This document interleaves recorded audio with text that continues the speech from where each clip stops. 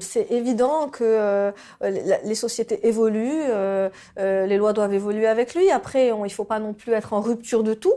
Il y a des traditions, il y a des cultures qu'il ne faut pas braquer ou brusquer. Mais quand il y a des choses qui sont évidentes. Je veux dire, des fois, on se retrouve dans des situations compliquées où, parce qu'on n'est pas marié, on est dans l'illégalité.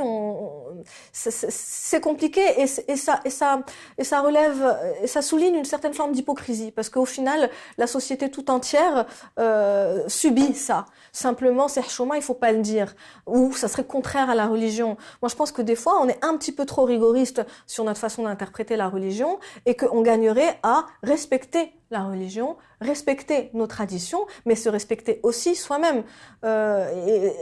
Être respectueux de la religion, ça ne veut pas dire nécessairement être rétrograde et obscurantiste. Et le Maroc est tout sauf ça.